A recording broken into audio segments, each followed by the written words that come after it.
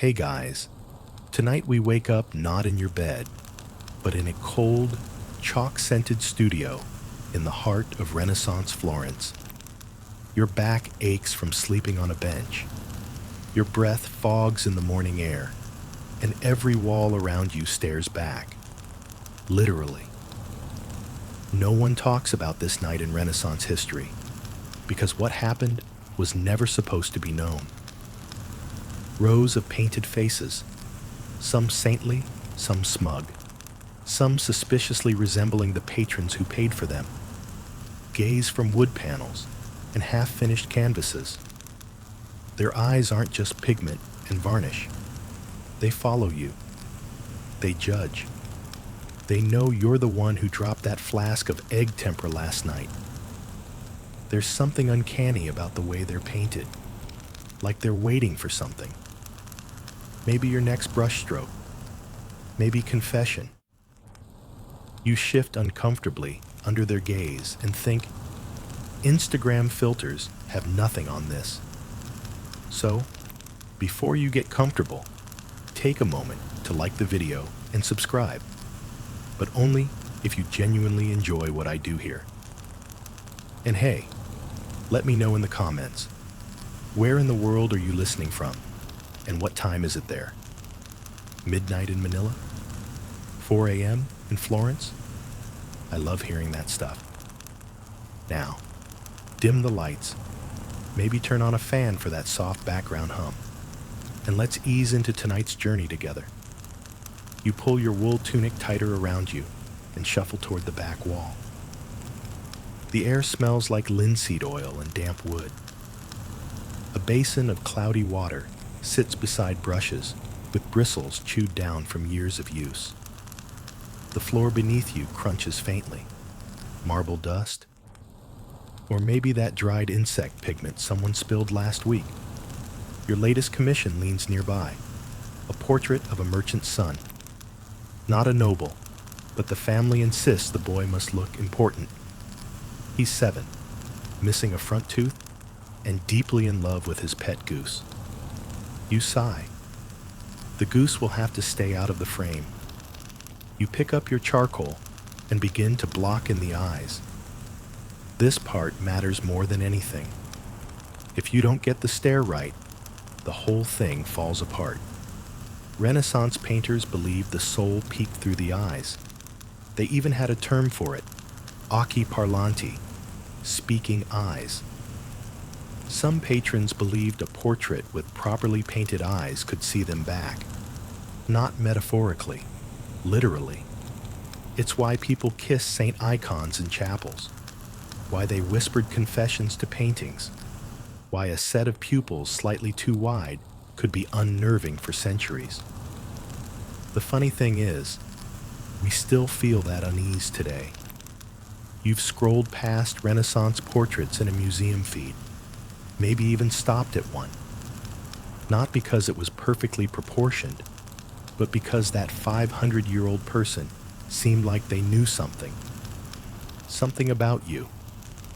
Historians still argue whether Renaissance artists deliberately engineered this gaze effect using golden ratio placement, or if it's just our modern brains projecting personality onto skillfully painted faces. Either way, it works. Even TikTok hasn't cracked the formula. You shift back and look at your early sketch. The eyes are too wide. Right now, he looks more haunted than noble. You adjust the angle, darken the irises just slightly, and suddenly, you feel it. That flicker. That presence. He's watching you now. There's a theory some painters painted themselves into the eyes of their subjects. Tiny, near-microscopic reflections. A secret self-portrait. Jan van Eyck did it. Maybe Da Vinci did. Maybe even you. A cheeky way to be remembered, trapped inside someone else's gaze. You lean close to your canvas and whisper, "Don't blink," just to see if it'll flinch. It doesn't. But still, you pull the curtain across the room's northern window.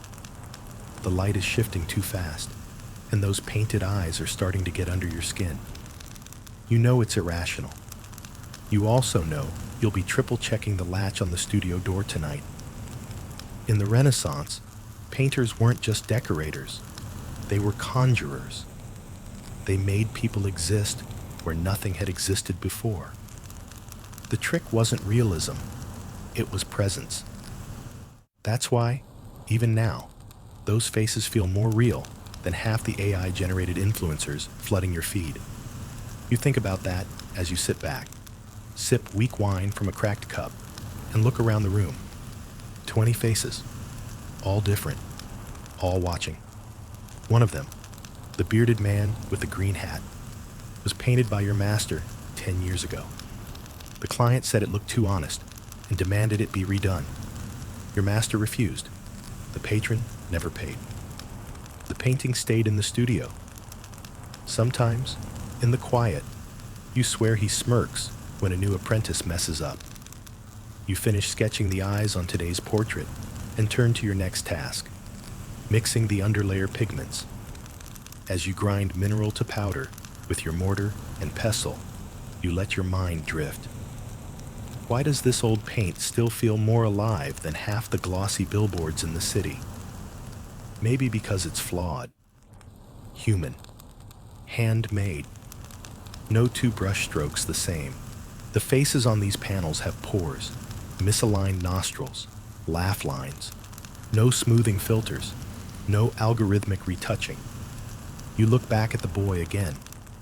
He's just a scribble for now, but already he's someone. Maybe not someone you'd swipe right on, but someone real, someone permanent. And that's the Renaissance trick, isn't it? Not to make something flawless, but to make something stay. Your fingers are still stained with ochre from yesterday. The pigment has worked itself into the lines of your skin, impossible to scrub out without vinegar and half a day. So you don't bother. You just scratch your nose with the back of your wrist and return to the panel, where that 7-year-old merchant's son now has pupils and the beginning of eyebrows. The goose is still squawking outside. As you mix the next color, lead white, ground fine, and blended with egg yolk, you wonder about the strangeness of what you're doing. You're making a child look important, not beautiful, not cute, important, like someone who matters in the grand story of Florence, even if all he's ever done is throw walnuts at pigeons and demand fig jam at breakfast. And the funny thing is, by the time you're done, he will matter. You dab a small patch of color just beneath the boy's cheekbone, the start of what artists now call the sfumato technique. Layer upon layer of translucent tones, building something that feels like flesh, breath, even mood. Not hyperreal, just believable. Renaissance artists had no Photoshop, but they had something better. Hours, weeks, months, layer after layer of pigment, drying slow, changing subtly. That's how they captured skin that wasn't just skin, but alive, wrinkled, warm, slightly flawed. Modern filters blur everything out. Pores vanish, shadows vanish. All that remains is smoothness and strangeness. A plastic, uncanny valley of symmetry and shine. But the faces you paint here, they have pimples. They have moles. You once painted a bishop with a visible boil, and everyone gasped. Not because it was gross, but because it was real. You remember how he looked at the portrait, quiet for a long moment, then said, "At least you didn't flatter me." Then he doubled your fee. Historians still argue whether Renaissance artists were trying to reflect ideal beauty or individual humanity. The answer, as with most things from this era, is both. One patron might ask for a jaw, like a Roman general. Another might beg you to leave in the dimple his late wife adored. The result is this strange balance. Perfection with imperfection. Harmony that still lets in a crooked smile. It's why people keep staring at these faces 500 years later. It's why museums fill with people squinting at tiny cracks in varnish and whispering, "Why does she look sad?" You reach for vermilion and think of a portrait you once helped restore. An old noblewoman with downturned eyes and a mouth just on the verge of frowning. She had 3 rings on one hand and a black ribbon around her neck.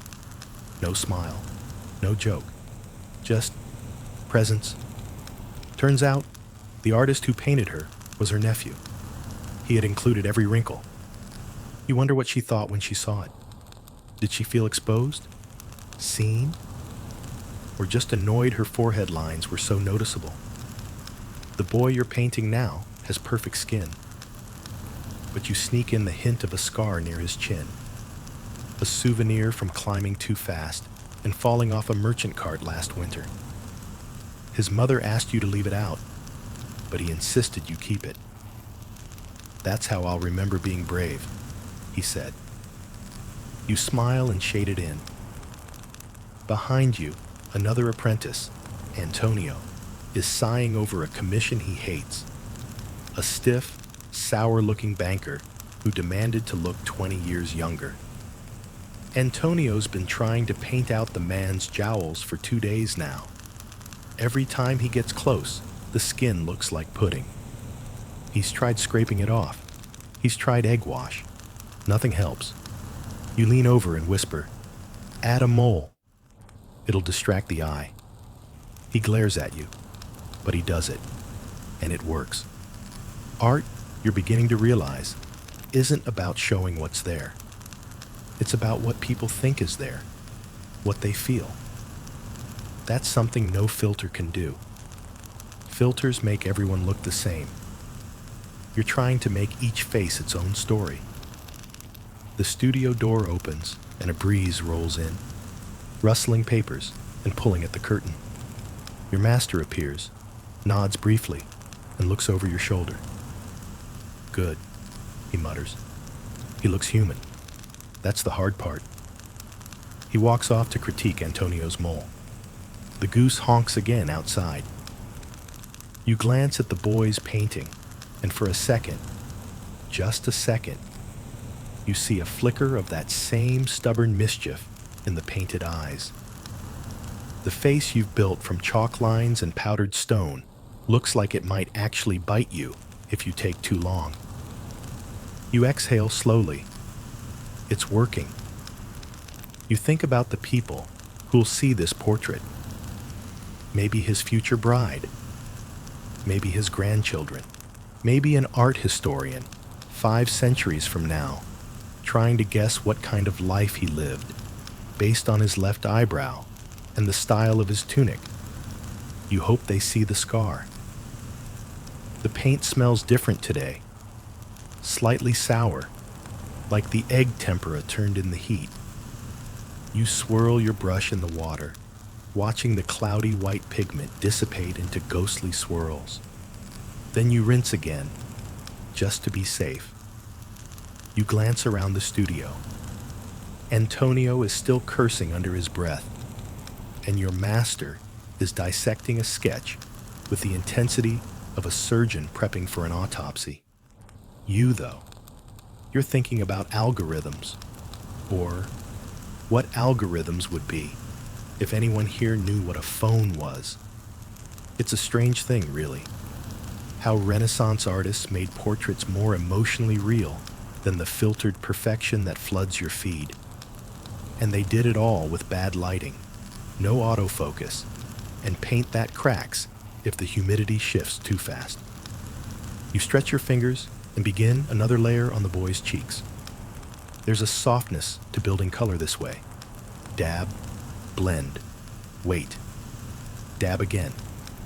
Each layer changes what came before. It's not like digital editing, where you erase and retry. This is commitment. Every stroke is a small gamble. Renaissance artists didn't just capture what someone looked like. They tried to paint what it felt like to be them. That's the bit modern editing skips. Emotion beneath the image. You remember when a nobleman commissioned your master to paint his wife. She was sick, consumption, maybe worse, and the family begged for a radiant portrait, a memorial, before she was even gone. But your master, stubborn as always, painted her pale, tired, eyes heavy with sleep, and in the corner of her mouth, just the faintest flicker of a smile, like she was playing along with some private joke. It was haunting. Too real, some said. Unflattering, the brother-in-law called it. But when she passed, the husband took that portrait into his private chapel. It never left his wall.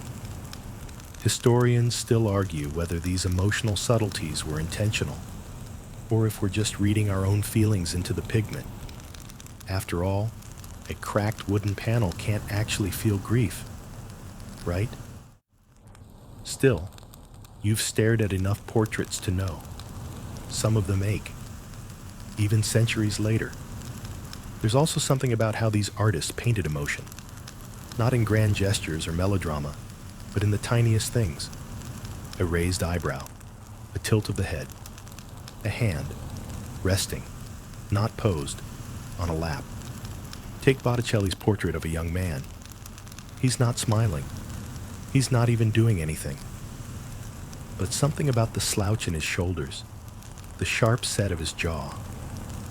It's like he knows something. Or maybe he used to know something and forgot it just now. You look back at the boy you're painting. He has no idea what's coming. His life will be trade deals, coin counting, a marriage arranged before his voice finishes breaking. But in this moment, this brushstroke, he's just a kid with a scraped chin and a deep affection for poultry. You smirk and add a few highlights to the lower lid of his left eye.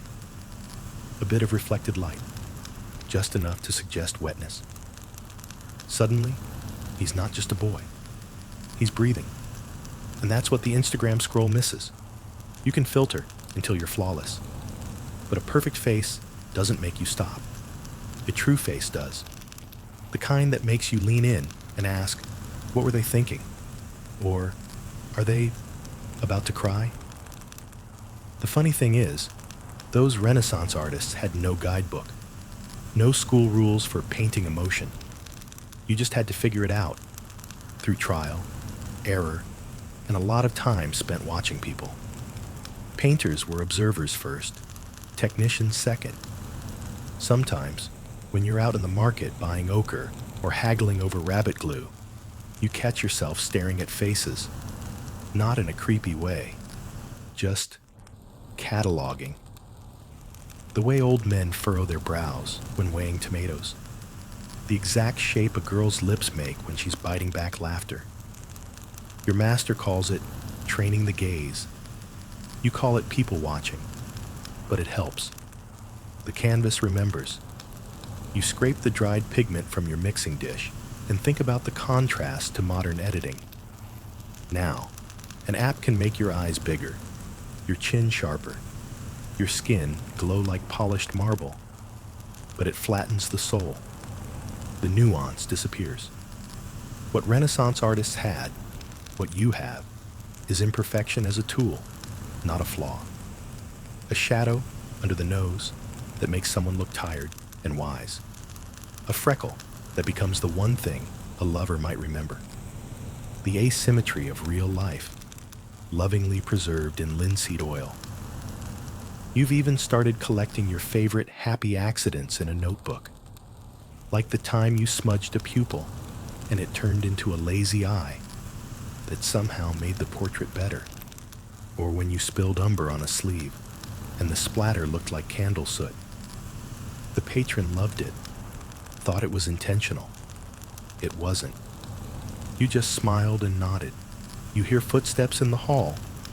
Your master's client arriving, probably for that banker portrait Antonio is still grumbling over. You lean back from your own work and let your eyes go soft. Your painting stares back, not perfectly, but honestly, and that's enough. Let's pause here and imagine for a moment. What would you have done in their place? The gold leaf is whisper thin, trembling on your fingertip, like it might dissolve from your breath alone. You hold it above the painted halo, praying you don't sneeze. Not because you're scared of divine retribution, but because you really don't want to redo this panel. You dab the bowl, a sticky red clay that holds the gold in place, with your squirrel hairbrush, watching as the leaf fuses to the curve of the saint's head. And suddenly, the room is lit, not by sunlight or candles, but by the shimmer of something eternal. This isn't decoration. This is a message. Back in the Renaissance, detail wasn't just about beauty. It was about meaning. Every thread in a robe, every fold of a curtain, every lock of hair was telling someone something. If you were rich, you were painted rich. Velvet so thick it made viewers itch. Embroidery so heavy it looked like it would pull you into the panel. But it wasn't just showing off.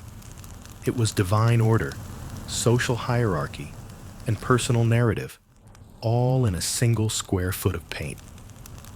And so you work slowly, reverently, breathing through your nose and holding your hand steady. The gold catches a beam of morning light and flares like a tiny sun. Your wrist cramps. You ignore it.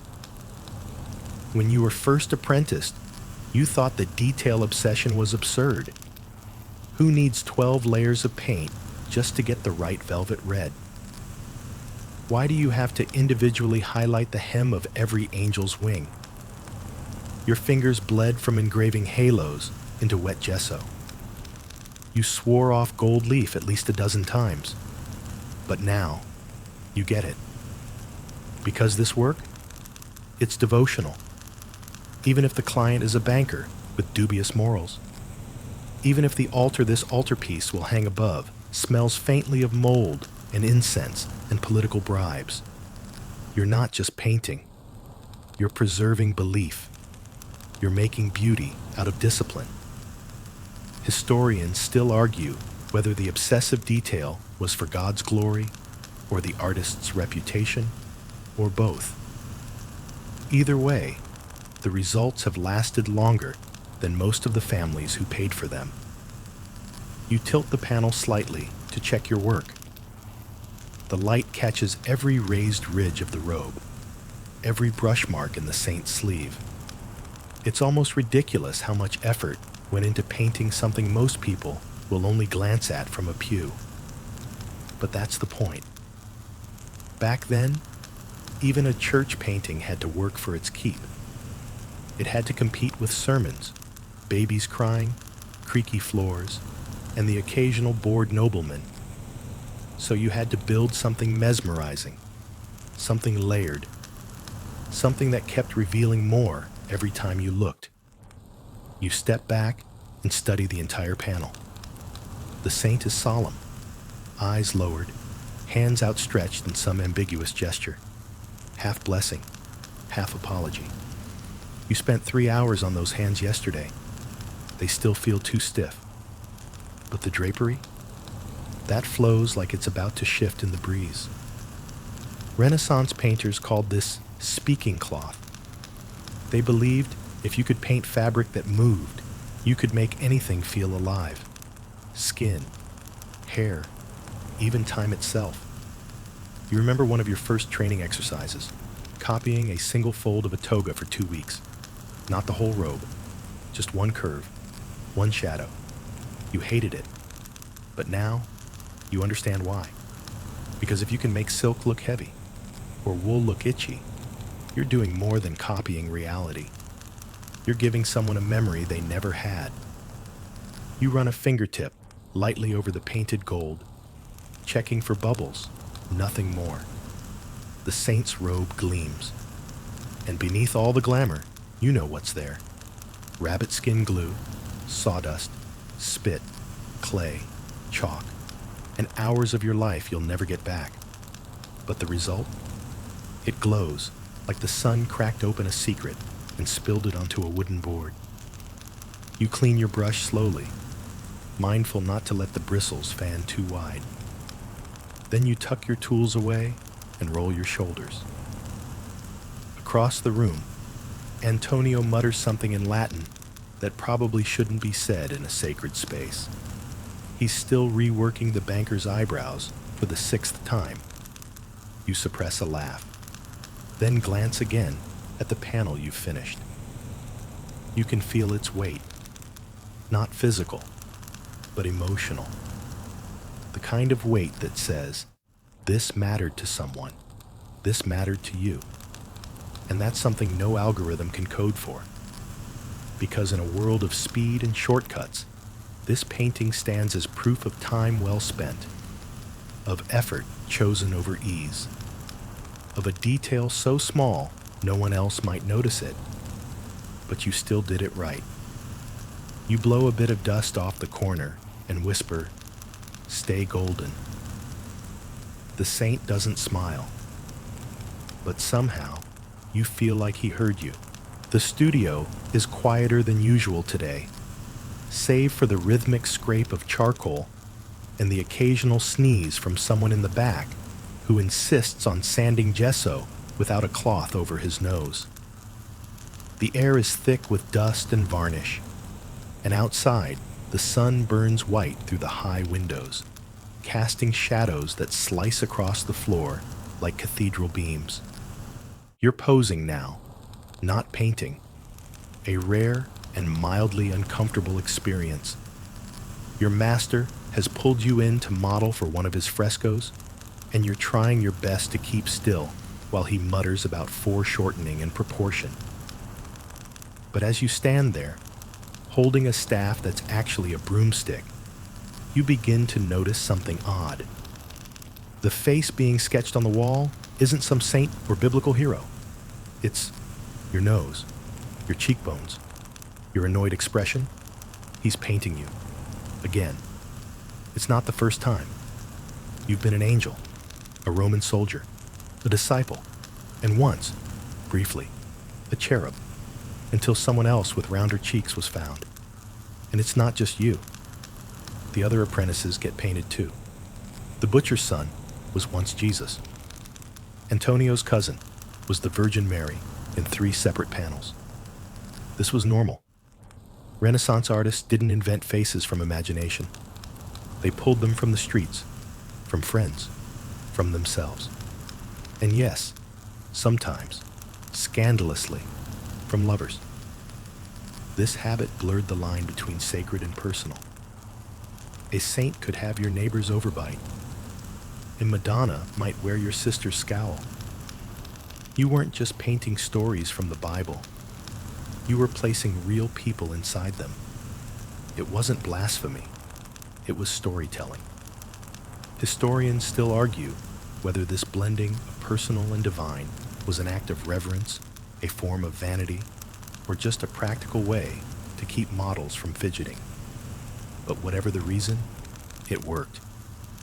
People connected to the art, not just through belief, but through recognition. "Hey," someone might whisper in a chapel, "is that Francesco the baker holding the spear?" Yes. Yes, it is. Back in the studio, you're now a soldier in the background of a martyrdom scene. Your eyes are too sleepy. Your mouth is half open. Your legs have started to ache. But your master is pleased. He looks tired of killing, he says. Perfect. You resist the urge to roll your eyes. Barely. Later, as you return to your own canvas, you find yourself thinking about this odd intimacy, that people in your city are walking past frescoes and paintings every day, not realizing they're gazing at portraits of people they passed in the market. It's a strange kind of immortality, not fame, just presence. You once saw an altarpiece in a church near Siena. The Virgin looked suspiciously like the artist's wife. She had a beauty mark under her right eye and an expression that said, "I've been waiting for you to sweep this floor for 3 weeks." It made you laugh. Quietly. reverently, because that's what Renaissance artists were doing. They weren't inventing gods, they were elevating people. And honestly, isn't that more moving? You dip your brush into a wash of brown ink and begin outlining a cloak. The folds feel familiar, like you've painted them before. Probably because you have.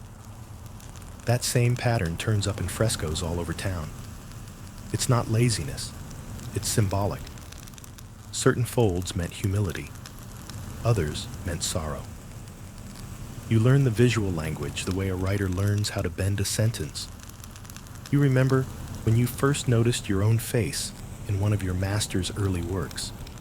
It was faint, just a study, buried in the corner of a Madonna scene. But the nose was yours. The mole, too. You were 17. You stood in front of it for an hour, wondering if anyone else could see it. You've been slipping into paintings ever since. A hand here, a boot there. Once, the back of your head appeared in a scene of the Last Supper. It was strangely satisfying, and maybe a little eerie, because long after you're gone, someone might look up at that fresco, squint, and say, "I feel like I've seen that guy before." You smile and keep painting.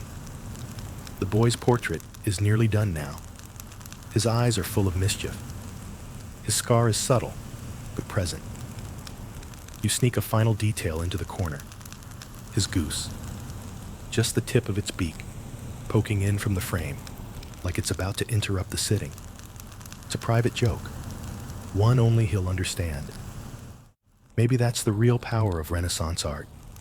Not perfection, not glory, but recognition.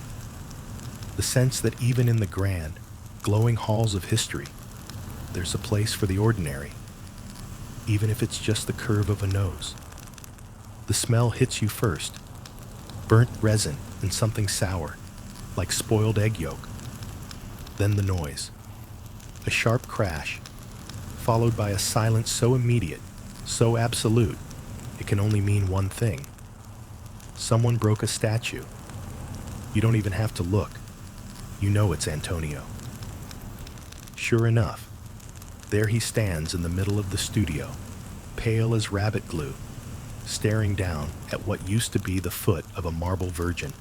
The rest of her is thankfully still intact, but the toes, those delicate, chisel-smooth, once immortal toes, are now dust. Your master doesn't yell. That's worse. He just looks at Antonio. Then he looks at you. Then at the broken statue. "Paint her again," he says quietly, already walking away. And just like that, you're no longer working on your charming merchant boy. You're fixing feet. This is how most of your days go. You're halfway through one masterpiece when chaos yanks you into another. A burst pipe floods the pigment closet. Someone spills walnut oil all over a Saint Sebastian. A noblewoman shows up, demanding her portrait look less sweaty. And of course, statues lose their toes. You retrieve your brushes and head to the side chapel where the Virgin rests. The damage isn't catastrophic, but the missing foot needs covering, and quickly. Your task: repaint the base panel and shift the viewer's eye. If they don't look down, they won't notice the missing toes. You start with a bold patch of lapis blue, then shade and a scattering of lilies. The panel was once simple wood grain. Now it glows. You work fast, but not carelessly. Renaissance painters were trained to hide their tracks like magicians. Mistakes weren't erased, they were transformed. A misplaced hand? Turn it into a scroll. A blot of spilled pigment? Suddenly, a divine shadow. Historians still debate how many corrections in Renaissance art were cover-ups rather than design choices. The truth is, the line between error and intention is thinner than a gessoed panel. As you layer the petals, someone behind you starts humming a madrigal. It's softly out of tune, but comforting. You glance back and see Marietta, one of the younger apprentices, sketching by the door. She winks. You roll your eyes and return to the lilies. The Virgin's robes need more contrast. You mix a deeper shade, indigo, and a whisper of charcoal, then begin tracing the shadows, letting the folds guide the eye upward, away from the broken base, towards serenity. You've done this before. There was a time, early in your apprenticeship, when a patron dropped his own panel during transport. A corner shattered. Your master didn't flinch. He simply declared, "We'll add an angel." And so you did. Winged, smiling, and covering a jagged flaw. By the time the piece hung in the chapel, no one remembered it was ever broken. You step back and look at your work. The missing foot is still missing, but no one will notice now. The gold glints where it should. The lilies seem intentional. The eye flows where you want it to flow. You might not be a sculptor, but you've saved the day. Your master passes behind you. He doesn't stop walking, but he says one word as he goes: acceptable. It's high praise. You return to the studio just in time to hear someone complain about the smell of boiled parchment. Someone else has begun sizing a new canvas, and the heat is already warping the frame. Someone else asks where the lead tin yellow went. It's always disappearing. You sit down, ready to pick up where you left off, but the boy's painting is gone. You blink. Moved it, Antonio says, not looking up from his sketches. Master took it to dry by the window. Said you'd stare it to death, otherwise he's not wrong. You've been obsessing over it. Is the nose slightly off? Should the brow be softer? Will his mother cry when she sees the scar you left in? These aren't idle worries. A portrait that's too honest can insult. A portrait that's too flattering can feel hollow. You're aiming for something harder. Memory. You open your sketchbook and begin another draft. This time, the Virgin's foot as it might have looked. You know no one will ever see it, but drawing it calms you. Art in the Renaissance wasn't clean or easy. It was messy, chaotic, patched together by paint, prayer, and sheer stubbornness. You once heard a saying, "Every masterpiece has a broken toe." You're starting to believe it. The studio grows quieter in the afternoon heat. Even the goose outside has stopped squawking, probably taking refuge in the shade. Inside, the air feels heavy, thick, with the scent of pigment and sweat. You can practically taste the dust. You pause for a moment, wiping your brow with the back of your hand. The Virgin's foot has been dealt with.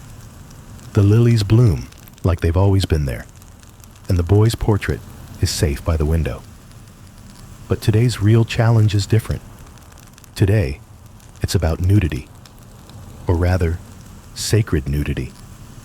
Because over in the corner, half covered by a cloth, stands your master's latest project, a panel of Adam and Eve. And Eve is, well, mostly unclothed. You've been drafted to help with the underpainting. Your master is fussing over the drapery, how much to cover and how much to leave bare. It's a fine line, one that could get him scolded by the bishop if he's not careful. Or worse, laughed at by the apprentices for the wrong anatomy. Nudity in Renaissance art was always a careful negotiation. On one hand, it was a symbol of purity, untouched, natural. On the other, it was an excuse to show off your skills.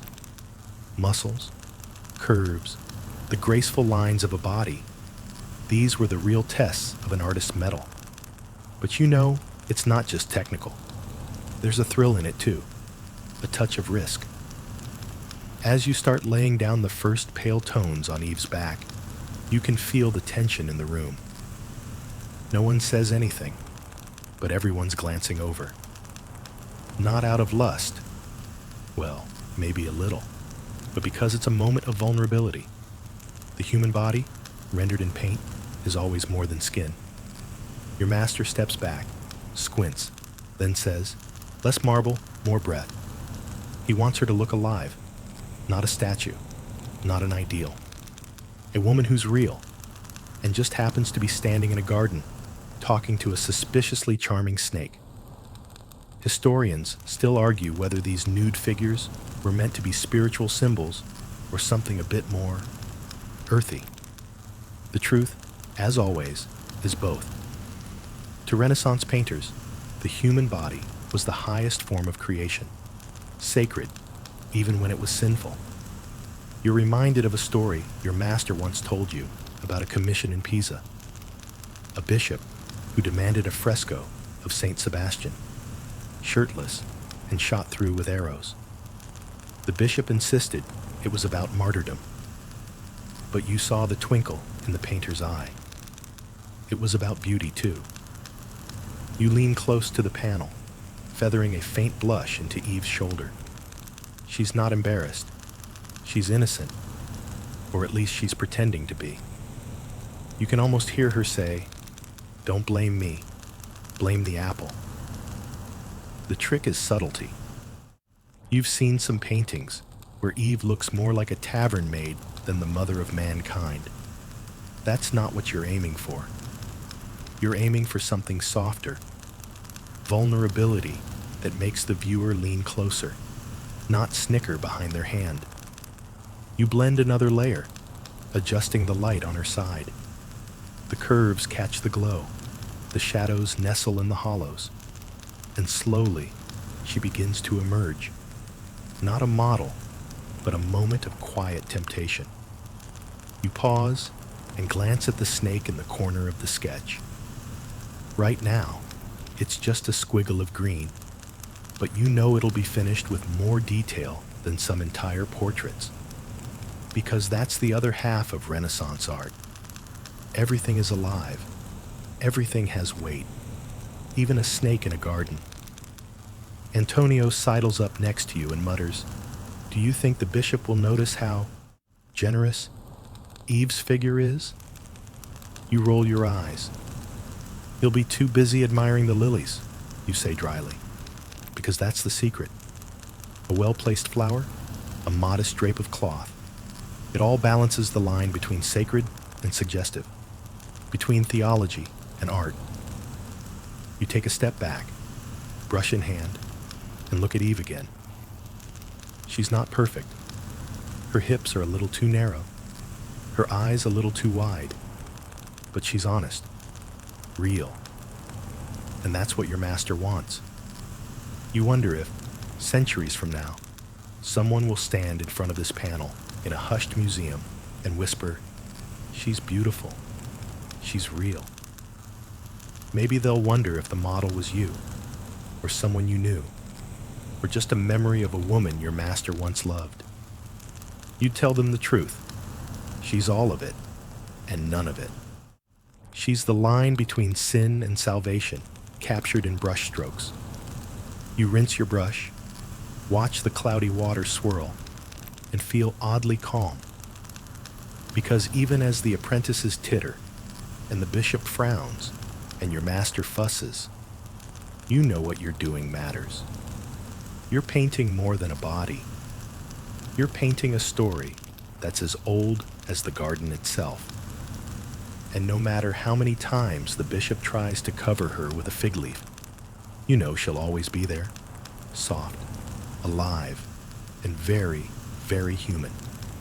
The workshop is still quiet when the messenger arrives, red-faced, sweating, and clutching a scroll in one hand like it's the Last Judgment itself. You pause mid-brushstroke, Eve's shoulder still soft and luminous beneath your fingertips. "Message for the master," the boy gasps, and your master looks up from a half-finished crucifixion scene. He reads the note, frowns, then sighs. The order is simple. The bishop wants the fresco repainted. The Adam and Eve are inappropriate, too much flesh. not enough shame. And the bishop has already paid for the plaster and the paint, so do it again. You swallow hard. Repainting a fresco isn't like reworking a panel. You can't scrape away days of labor. You have to paint over it, obliterate what came before. Bury your hours in a layer of white lime and start fresh. You look at Eve's face one last time. She's almost done. Alive, vulnerable, quietly defiant. And soon, she'll be nothing but a memory beneath another scene. Maybe a group of apostles. Maybe a dignified saint, fully robed and blushing at nothing. This is the part of the job they never tell you about. How art can be erased by decree. How the perfect curve of a shoulder, the glint of a mischievous eye, can vanish overnight if someone in velvet says so. Historians still debate whether these whitewashed layers were acts of prudence or censorship. Probably both. But you know how it feels. Like betrayal. Like cutting the wings off an angel you spent a week teaching to fly. Your master doesn't argue. He's too smart for that. He just nods, rolls up his sleeves and says, "Fetch more lime." And you fetch it. The other apprentices gather around, watching solemnly as your master begins to lay down the fresh plaster. You stand to the side, brush still in hand, feeling strangely protective of the half-finished Eve you helped bring to life. But there's no room for sentiment. The bishop's word is final. And so, inch by inch, the pale glow of her skin disappears beneath a new layer of chalky white. Her face, her gentle curve, the story you whispered into her shape, it's all gone. You don't cry? Not exactly. But your hand tightens around the brush, and for a moment, you imagine grabbing the bishop's hat and tossing it in the nearest well. Instead, you help your master grind new pigments, cheaper ones, because there's no point in using ultramarine for a bishop's pet project. You stir the lime, watch it bubble and hiss, feel the heat on your face.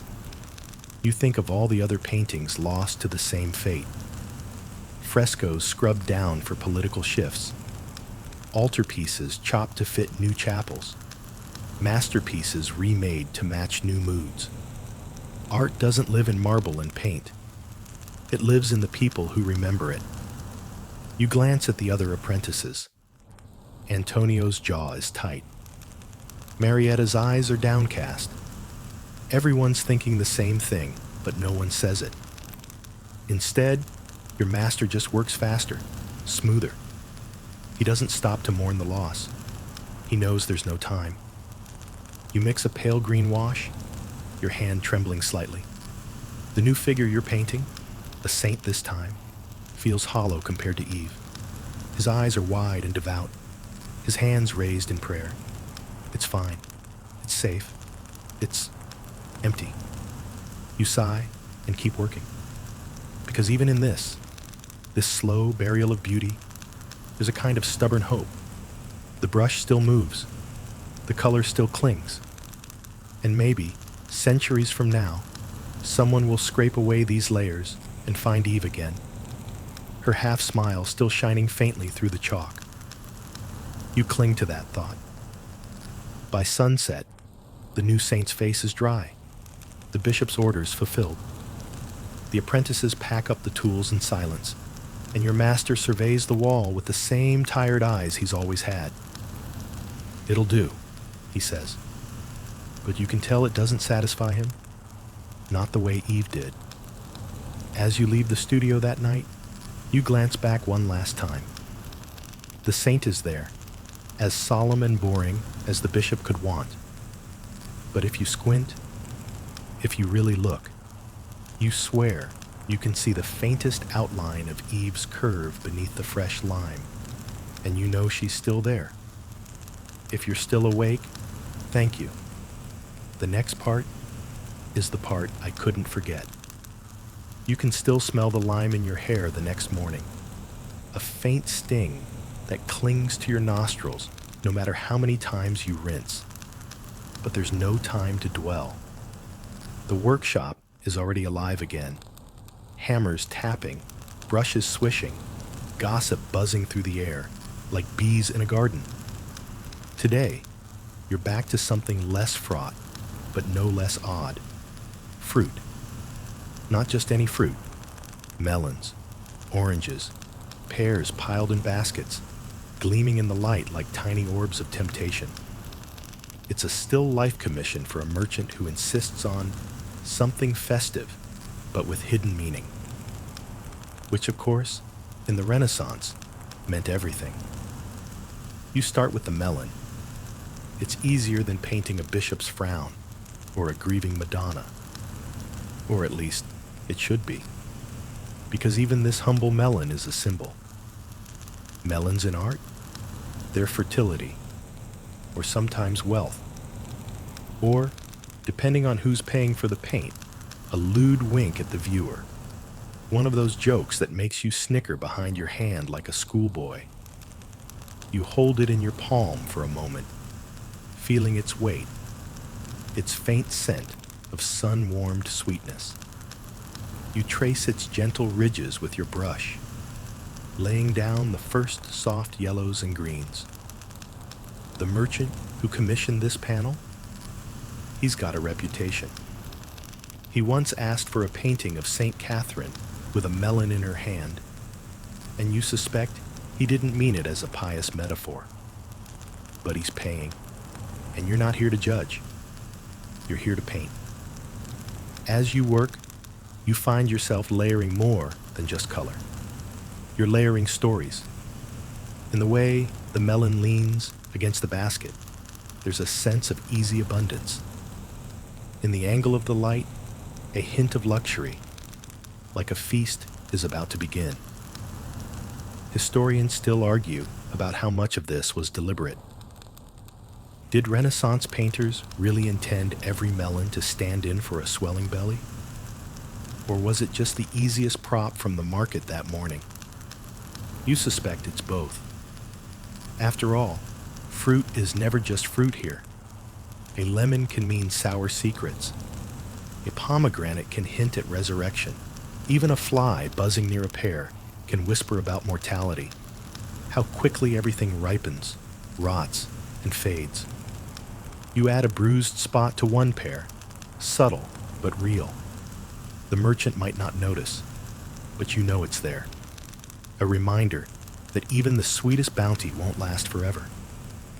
Antonio drifts by, peering at your work with an amused smirk. "What's the message today?" he asks.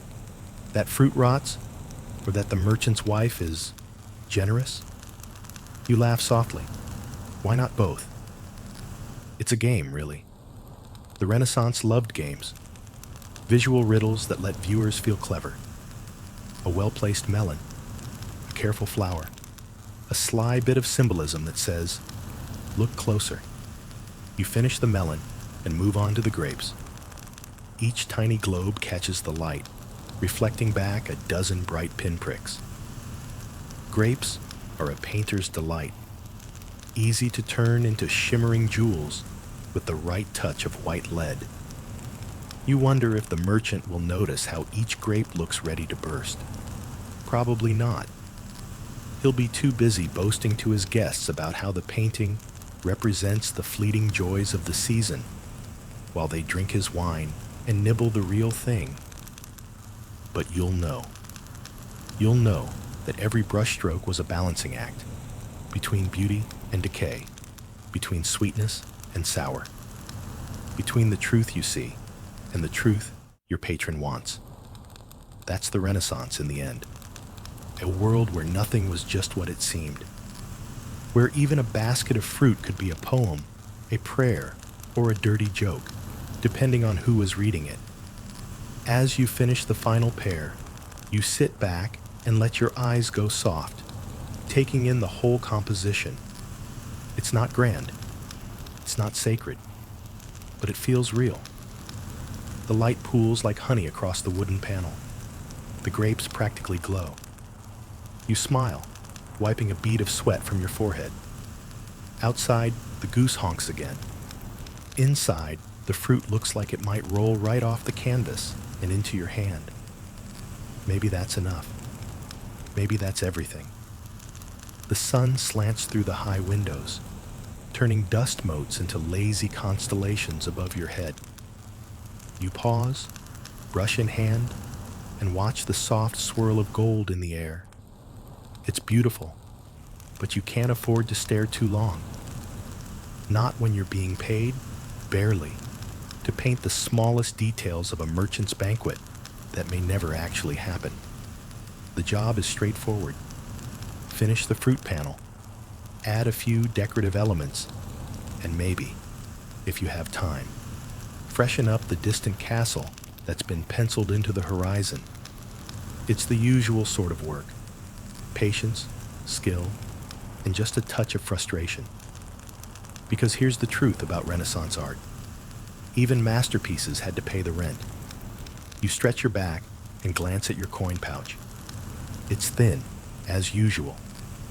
Payment always comes last. After the paint is dry, the patron is satisfied, and you've smiled and nodded through just a few more changes that they throw your way. Patrons in the Renaissance loved to meddle. Make my nose longer, they'd say. Add a halo. Or, no, the cherub should look fatter. Once, a nobleman demanded that his wife's portrait have eyes like the Madonna and a waist like Venus. She looked nothing like either. You sigh. You've learned not to argue. The customer is always right, until they're not. Antonio's grumbling across the room, hunched over a nobleman's likeness that he's reworked 3 times already. He wants more hair, he mutters, like it'll make him younger. You smirk. Maybe if you paint him enough hair, he'll start growing some for real. He doesn't laugh. You both know this is serious, because if the patron doesn't like the final result, he might simply refuse to pay. Or worse, claim you never delivered at all. Historians still debate how artists managed to stay afloat in a world where contracts were barely binding and every rich merchant thought himself an expert in color theory.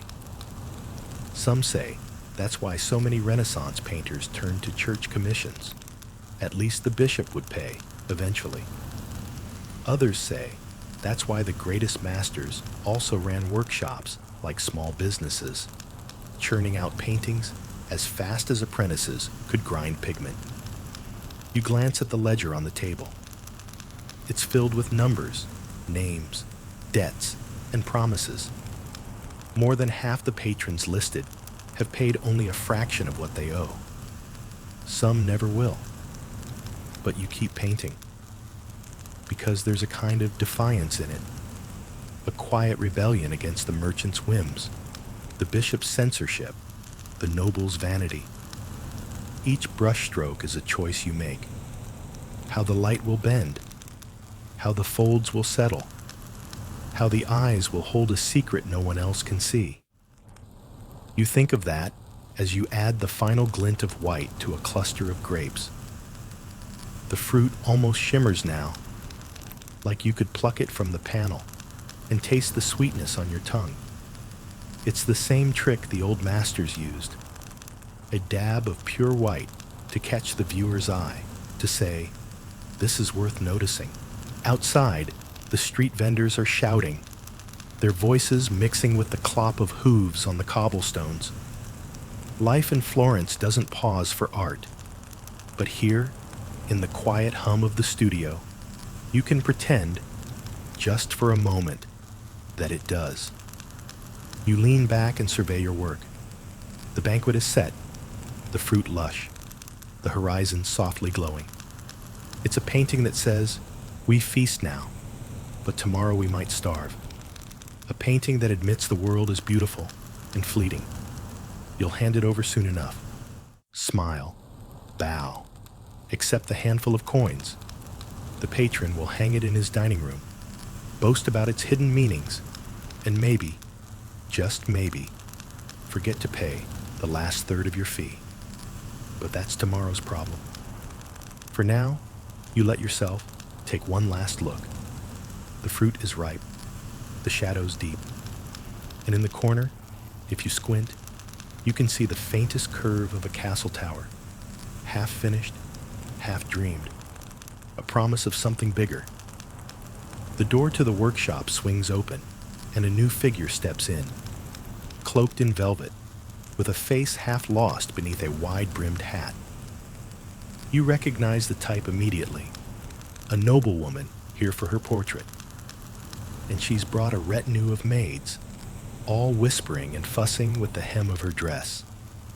You set aside your current panel and brace yourself.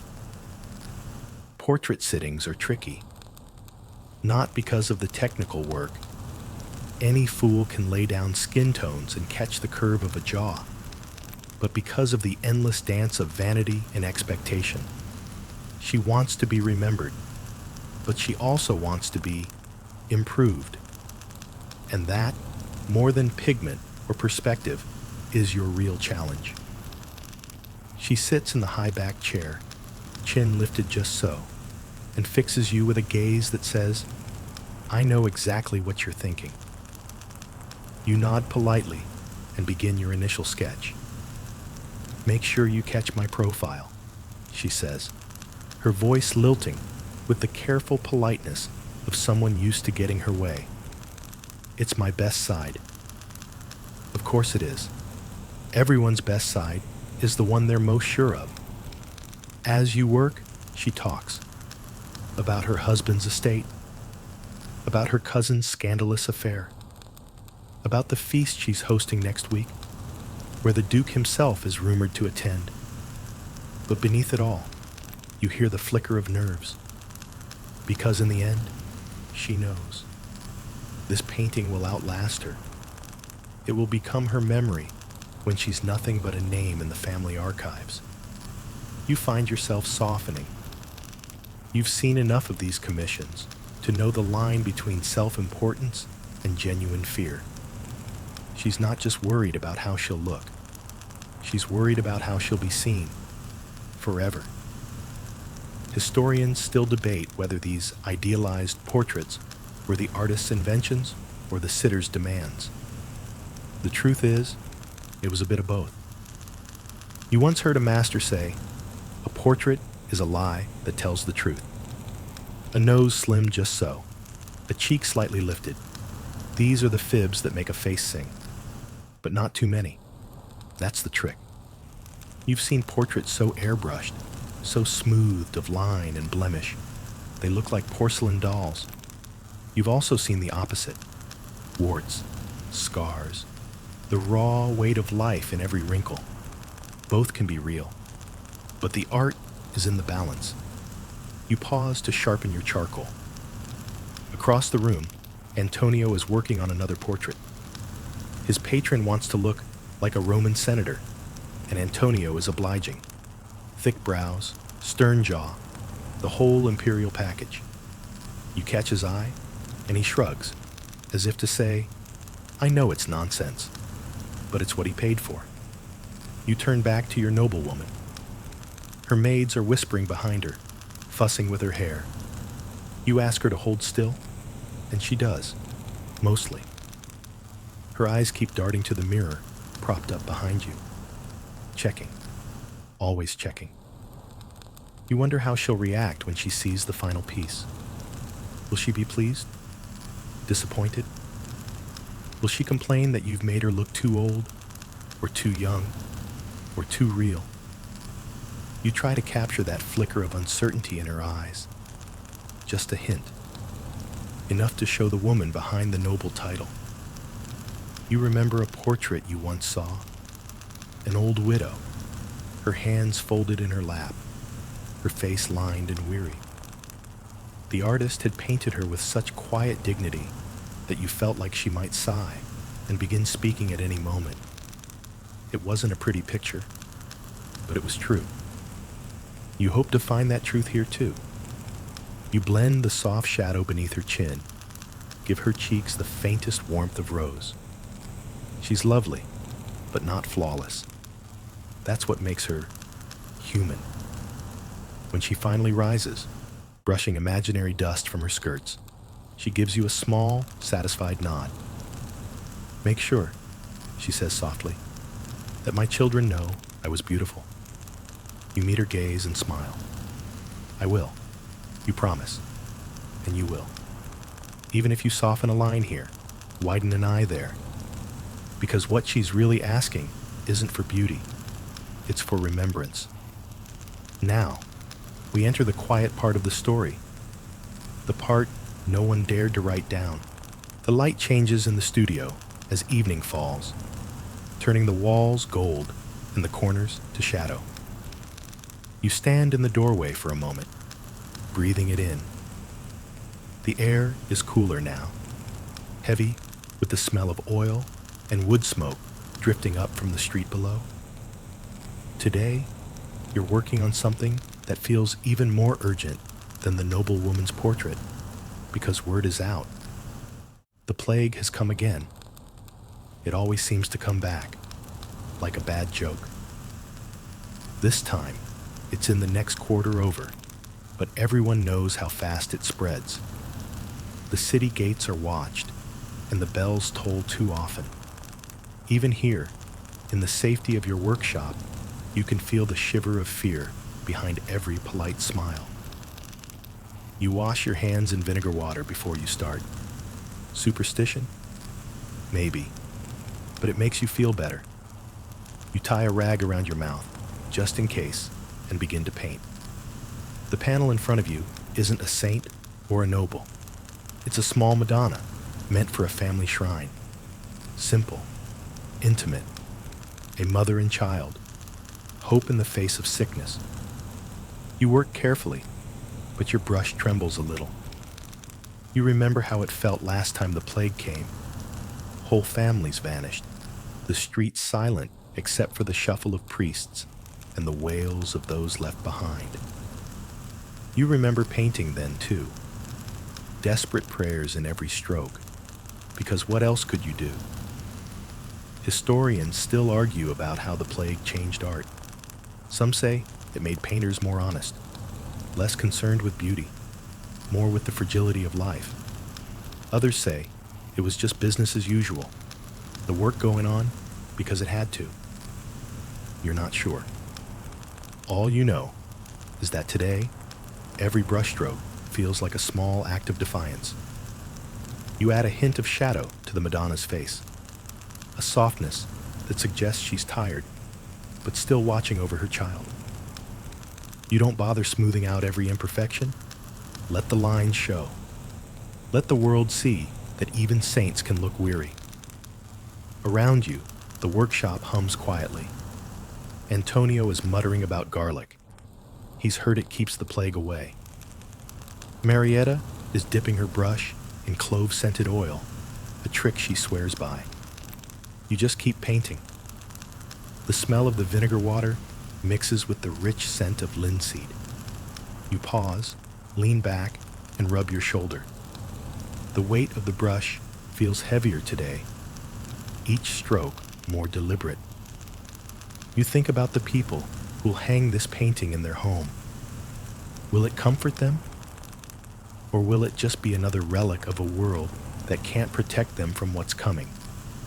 You don't know, but you paint anyway. The child in the Madonna's arms begins to emerge, rosy-cheeked, serene, a tiny hand reaching out as if to bless the viewer.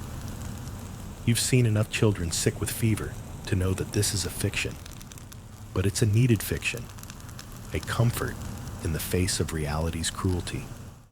You remember a story your master told you about an artist who painted a crucifixion scene in the middle of an outbreak. So vivid, so full of pain that the patrons wept when they saw it. Sometimes, he said, our job is to tell the truth. Sometimes, it's to tell a truth people can bear. You think of that now as you soften the edges of the child's halo. Let the light play across the folds of the mother's veil.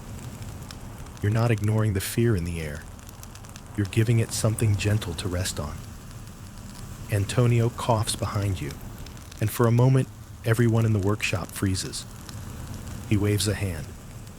just dust," he says. But you all exchange a look that says, "Be careful." You rinse your brush again, this time in wine, another old trick. You wonder if it helps at all. The light fades completely, and candles flicker to life around the room. The Madonna glows softly, her gaze calm, eternal. You exhale, feeling a flicker of something like relief. Because tomorrow, who knows? But tonight, you've made something that will last, at least for a little while.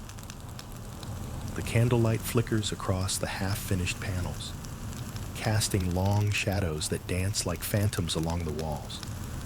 You rub your temples, feeling the ache in your skull from hours of focus and the soft weight of exhaustion in your eyes. But you don't stop, because tonight you're working on something different, a copy, or not quite a copy. Let's call it a tribute. Your master has given you the task of replicating a small devotional panel, an old favorite, worn and cracked with age. It's not glamorous work, but it's a chance to practice, to learn from the best, even if you're just following in their footsteps. You set up the original beside your easel, studying every brushstroke, every tiny flourish of gold.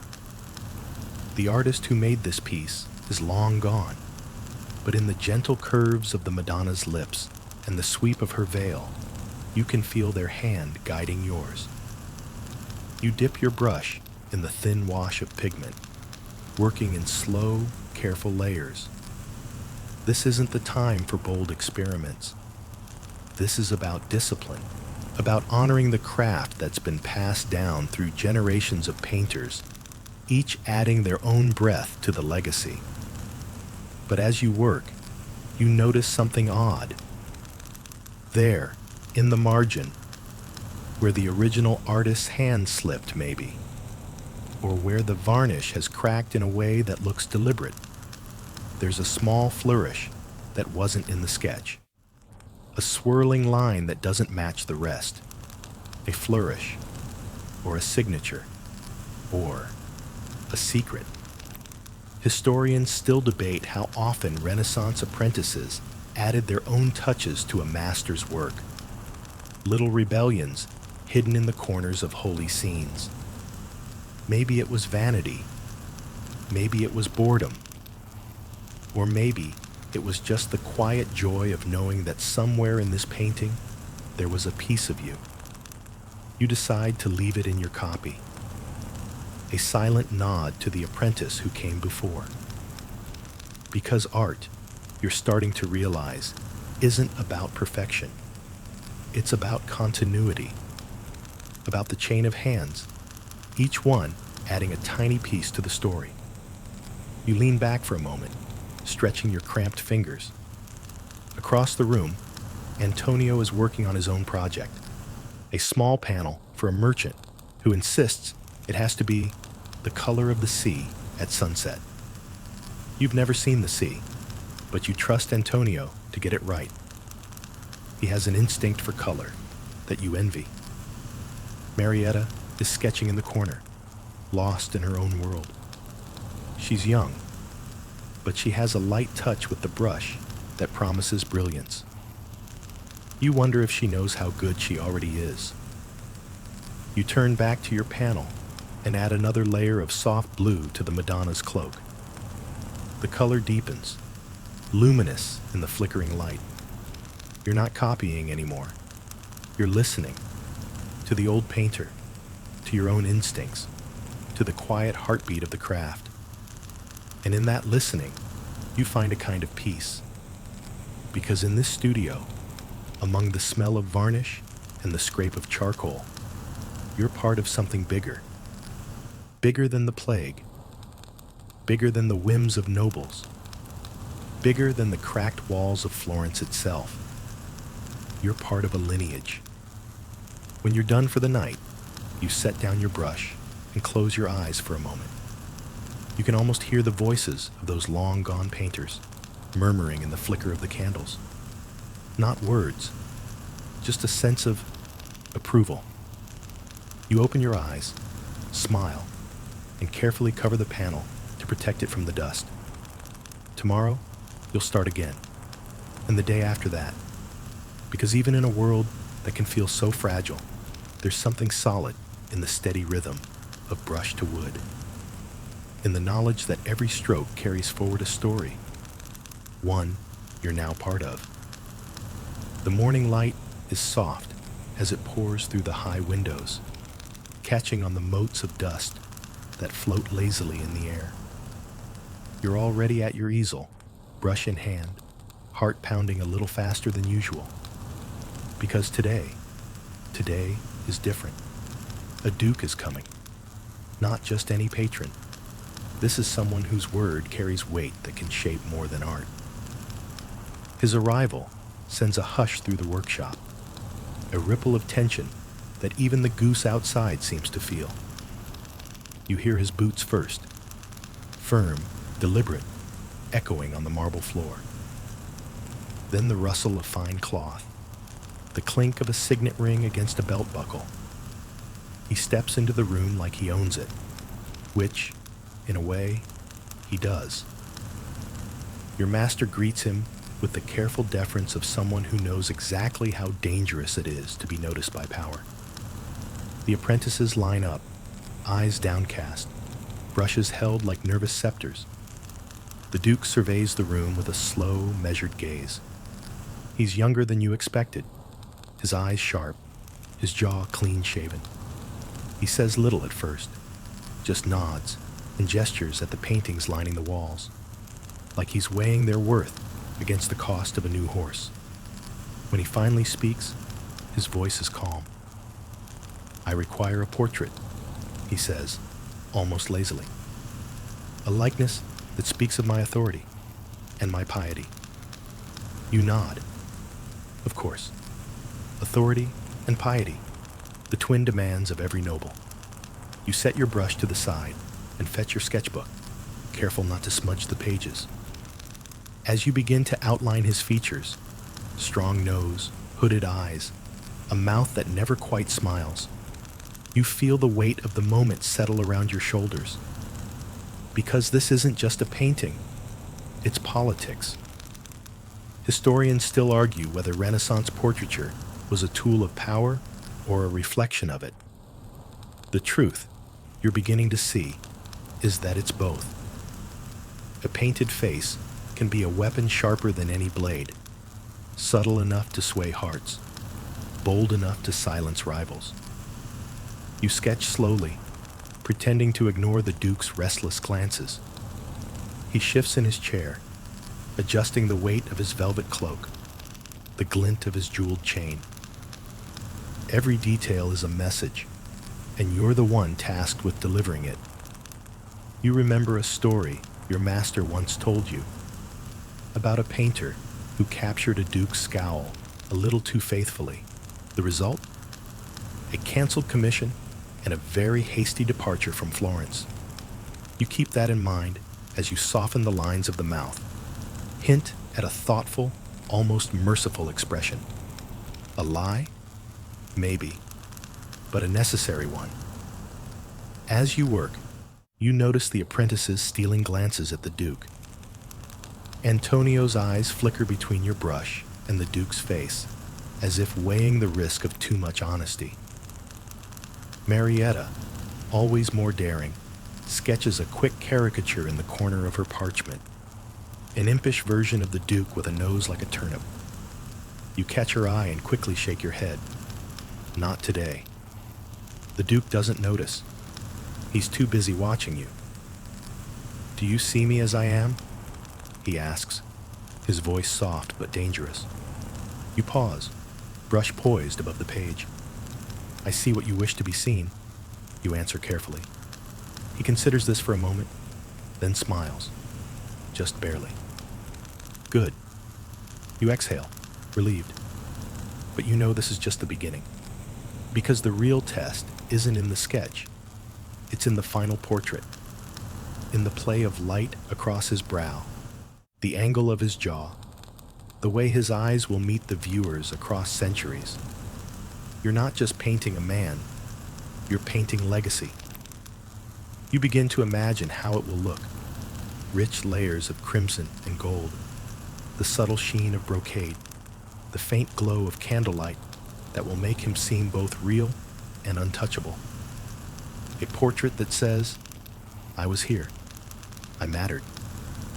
And maybe, as you lay down each careful stroke, you wonder, will anyone ever paint you with such weight? Will your face ever stare back from a canvas centuries from now, eyes alive with the echo of your own small rebellions? For now, you set that thought aside. You focus on the Duke, his power, his vanity, his need to be remembered. You sketch his eyes a little larger, just enough to catch a glimmer of soul. Because even the most powerful man wants to feel human, once the paint dries. The candles burn low as the evening deepens, their warm light flickering off the half-finished portraits that line the studio walls. You sit cross-legged on a wooden stool, grinding a new pigment, a rich, verdant green that glows like emerald under the soft light. It's called verdigris, made from copper scraped and soaked until it corrodes and blooms into color. It's as toxic as it is beautiful, but your master insists, for this commission, only the rarest, most vivid green will do. You work carefully, pestle in hand, the fine powder shimmering as you crush it. The air is filled with the faint tang of vinegar and the sharp metallic bite of copper. You try not to breathe too deeply. Across the room, Antonio eyes the pigment with a wary respect. They say it can eat right through the panel, he murmurs. You nod. And right through your lungs, if you're not careful. Historians still argue about whether Renaissance painters knew how dangerous these pigments were, or whether they simply accepted the risk as part of the price of beauty. You suspect the truth is both. Because what is art, if not a little madness wrapped in ambition? You lean closer, mixing the green with linseed oil until it shimmers like liquid jewel. The patron who commissioned this wants more than just beauty. He wants a statement. This green, so rare and costly, says everything he can. Wealth, power, and just a hint of defiance. As you dip your brush into the paint, you wonder if he knows, or cares, that it could kill you by degrees, or if that only makes it more alluring. You begin to layer the color into the folds of a noblewoman's dress, letting the richness pool in the deepest shadows. The fabric begins to shimmer, catching the light like a living thing, and with every stroke, you feel the weight of history behind you. Painters who ground the same copper, who took the same risks, who left behind masterpieces, and, in some cases, their health. Antonio's voice breaks your reverie. Do you think the Duke even knows what he's asking us to use? He says, his tone somewhere between awe and disgust. You glance up. He knows what it means, you say quietly, and that's all that matters. Because in the Renaissance, color was more than color. It was code. Green was not just green. It was fertility, prosperity, envy. It was the hush of a forest chapel, the shimmer of silk in candlelight. And in this portrait, it will be a challenge, an unspoken dare to anyone who sees it to measure up. You lean in closer, letting the bristles of the brush catch on the rough weave of the canvas. Each stroke is a dance. Push, pull, lift, like the whisper of silk against skin. The paint clings, then flows, alive with light. You remember a story your master told you once about a painter who used so much verdigris that he began to cough up green. He was the color, your master said with a wry smile, a cautionary tale, and a testament. You try not to think about that as you work. Instead, you focus on the task at hand, on the curve of the noblewoman's shoulder. the way the green pools like moonlight in the folds of her gown. It's beautiful, dangerous, and utterly compelling. When you finally lean back, your hand aches from the tension of control. But the dress is alive with light, as if she might step from the panel and breathe. You wipe your hands on a rag. Green smears like a secret you can't wash away. You glance out the window at the darkening sky, wondering how many other painters tonight are grinding the same pigment, risking the same fate. And you smile, because you know this is what makes the painting real. Not the perfection of the line or the balance of the form, but the knowledge that you poured something of yourself, something you might never get back, into every stroke. That's the price. That's the power. And in the flicker of candlelight, you decide it's worth it.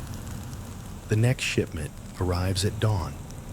A crate of Venetian glass mirrors, carefully packed in straw and cloth, their reflective surfaces glinting like tiny pools of water in the early light.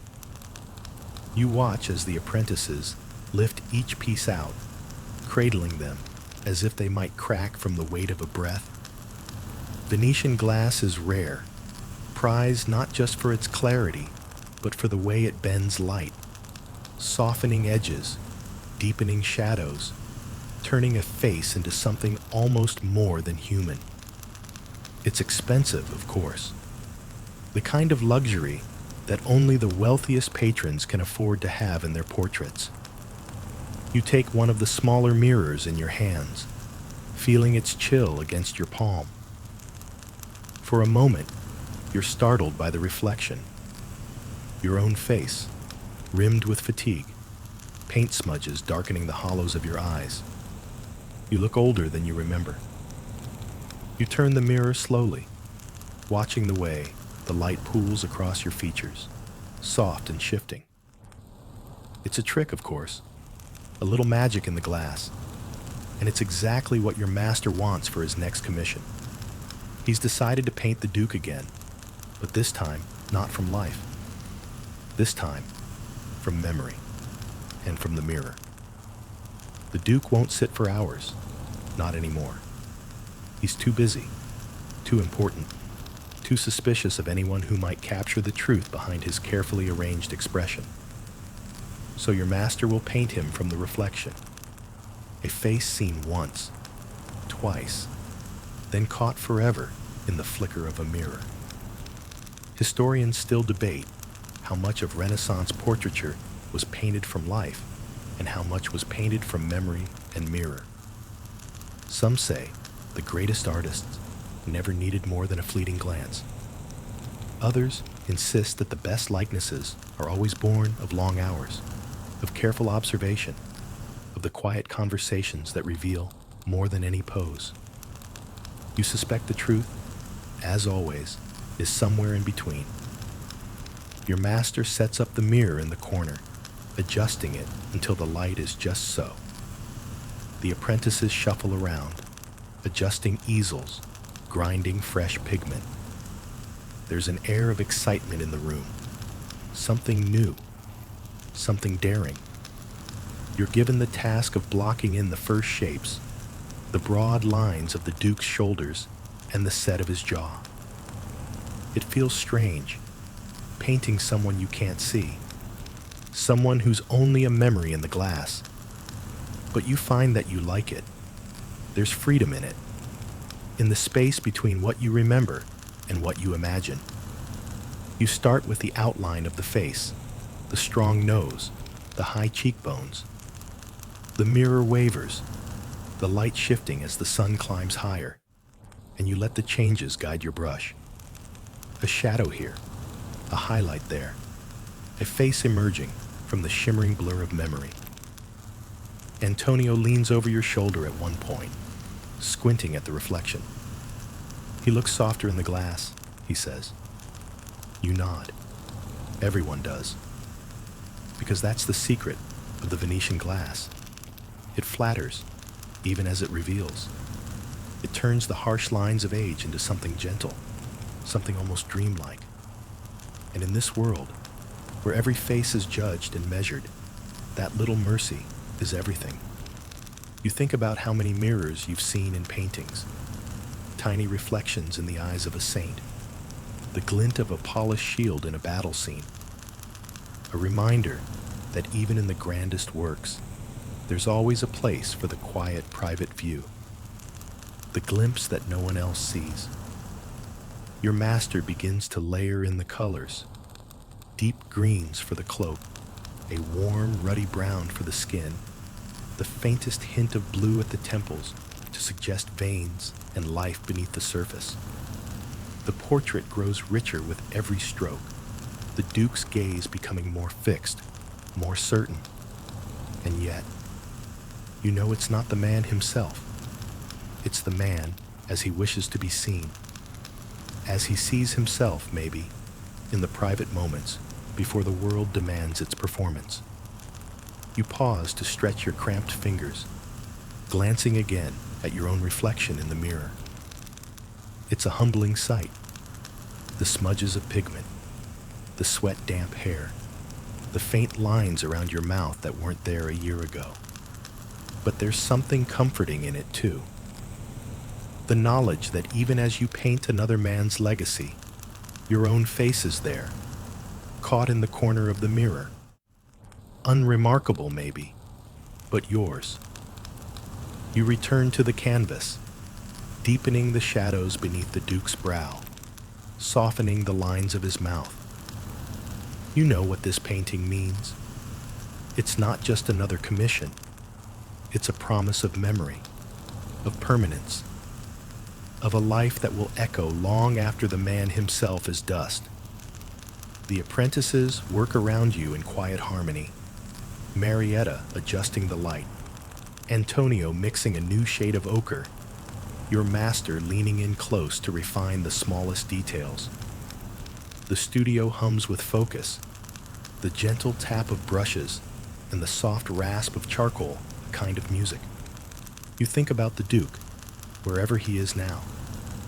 You wonder if he knows how much of himself he's left in this room, how much of his ambition, his vanity, his fears, how much of his story.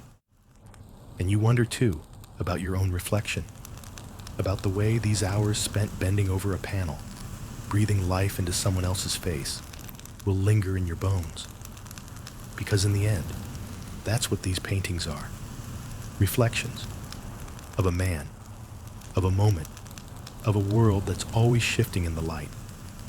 You add one final highlight to the corner of the Duke's eye, a tiny glimmer that catches the candle glow just so. It's a lie, maybe. He's not that open, not that soft. But it's a beautiful lie. And in the quiet of the studio, you decide that's enough. The night deepens around you as you lay down your brush and rub your aching fingers. You've been working since the first bells of dawn, your eyes gritty from the glow of candles, your head spinning with the scent of turpentine and beeswax. The final commission of the day is one that tugs at something softer in your chest, a Madonna and child for a small country chapel. The patron is no duke, no merchant with a household of servants. It's the parish priest, a man with dirt under his nails and a voice rough from preaching in cold stone halls. He's brought you bread and cheese instead of coin, and you find you don't mind. Some paintings you do for money. Some you do because they're needed. You start with the Madonna's face, careful and slow. She's young, barely more than a girl, her hair tucked beneath a simple veil. You resist the urge to make her beautiful in the way the noble women demand. No pearls, no silks, no sly, knowing smile. Instead, you paint her with soft eyes and a tired grace, like the mother you remember from your own childhood. Her hands always busy, her face always turned toward you with quiet concern. The child in her arms is small, one hand curled into a fist against her shoulder. His cheeks are rosy, his gaze curious. You give him a dimple that isn't in the sketch, because you remember a child once, laughing as he played in the courtyard, and you want to hold on to that sound. As you work, the studio around you fades. The chatter of the apprentices, the creak of the floorboards, even the candle sputtering in the corner, gone. There's only the hush of brush on panel, the quiet rhythm of creation. Historians still debate whether Renaissance artists saw these images as pure devotion or as an echo of daily life. A Madonna who looked like the neighbor's daughter, a Christ child who squirmed like any baby. You think it's both, because faith and life were never separate here. They wove together in the rhythm of the streets, the smell of bread rising in the baker's oven, the soft rustle of wool cloaks at vespers. You pause to flex your wrist, studying the painting in the flickering light. The Madonna's eyes are gentle, her mouth caught in the smallest smile, an expression you've seen 100 times on mothers watching their children sleep.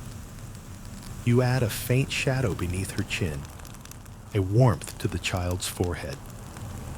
It's a small act of rebellion, maybe, to let her look human, to let her be not a queen, not a symbol, but a woman holding her child close because the world is hard and she loves him more than she loves her own breath. You remember a line your master once muttered as he worked late into the night. We paint what we hope for, not what we see. You think about that now, as you layer the light across the Madonna's veil, as you shape the soft curve of the child's cheek. Because what you hope for, what you need, is a moment of grace.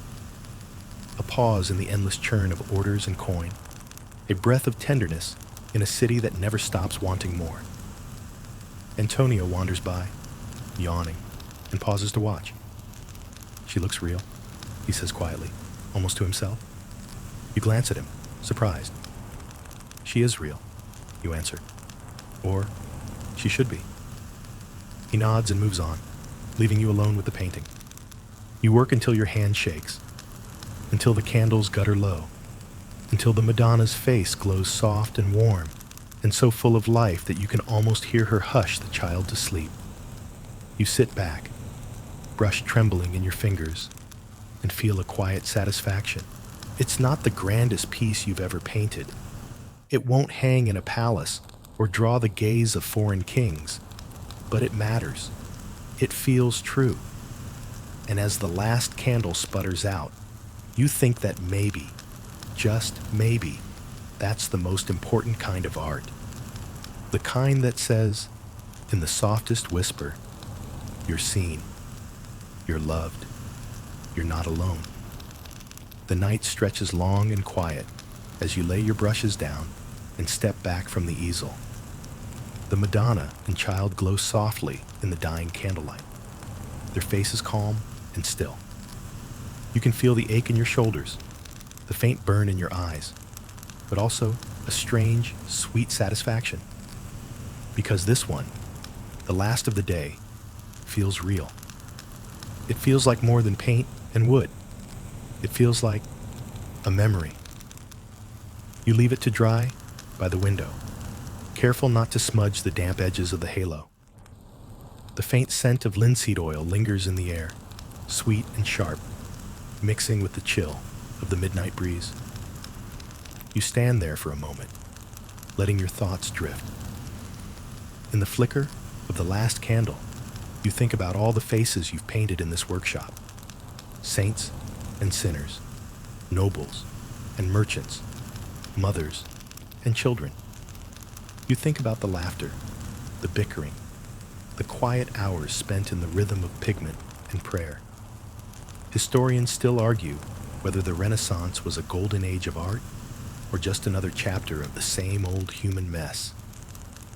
You think maybe it was both, because in the end, it wasn't about the grand commissions or the patron's pride. It was about the small truths, the way a woman's eyes softened when you caught her memory just right, or the curve of a child's cheek that said more than words ever could. You look out the window and see the stars flickering above the rooftops, distant and steady. The city below is dark, the world hushed, as if waiting. You remember how your master once said, "Paint so that they remember, not your name, themselves." And that's what you've tried to do. In every face, every fold of velvet, every whispered shadow of a smile. You take one last look at the Madonna and Child, the baby's chubby hand resting against his mother's shoulder, the gentle hush in her eyes. And you know that even if no one remembers you, this painting, this small, fleeting moment, will outlast you. You turn from the window, your breath fogging faintly in the cold air, and close your eyes. You see it all, flickering like candlelight in the quiet of your mind. The boy with the goose, the noblewoman's careful profile, the bishop's quiet frown, the vanished Eve, still hidden in the layers of white lime, the duke's cold eyes, half memory, half mirror, the Madonna's tired, gentle grace, and in all of them, you see your own reflection, not in the perfect lines or the careful balance of light and shadow, but in the smallest details. The choice to leave a scar visible, to let a laugh line stay, to honor the truth of a face, even when the world demanded something smoother.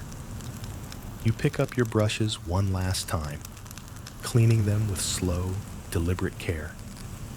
The studio is still now, the fire in the hearth banked low. You can hear the quiet breathing of the apprentices, curled on their benches, the soft sigh of wind through the shutters. And you know, this is why Renaissance art still feels more real than any filter or feed. Because it was made by hands that trembled, by eyes that watched and wondered, by hearts that ached for beauty, even when the world was crumbling around them. You lay your brushes down, one by one, and let the silence gather around you. The painting will dry. The world will go on. And somewhere, in the flicker of a candle, a face you painted will still be watching, alive, if only for a moment. Let your eyes soften now. Let the workshop fade into a hush of quiet breath and the gentle glow of memories. The paint on your hands is dry, the last of the night's labor's done. The world outside is sleeping, rooftops silver with moonlight, the city hushed beneath a blanket of stars. You lean back in your chair, the faint warmth of the hearth soft against your skin, and let your thoughts drift like the slow swirl of pigment in water. Remember the weight of the brush in your fingers, the feel of the panel beneath your hand, rough and unyielding, then warm and alive with color. Remember the soft laughter of apprentices, the muttered prayers of your master, the quiet music of bristles against wood. And know, in the slow rhythm of your breath, that the faces you painted will linger, even when the studio is empty, even when the city is silent. Those faces will watch and whisper, echoes of lives you captured in fleeting strokes of color and light. You close your eyes and let the memory of those faces soothe you, like the hush of a lullaby. The boy with the goose, the Madonna's gentle smile, the flicker of a candle caught in the glint of a mirror. All of them, soft and real, and waiting in the quiet dark. Let your breath slow. Let your heart ease. The world will still be there when you wake. And the art you've made, the small, quiet truths you've given shape to, will keep watch through the night. Sleep now. You've earned it. So tonight's story ends here, but the lesson, that stays with you.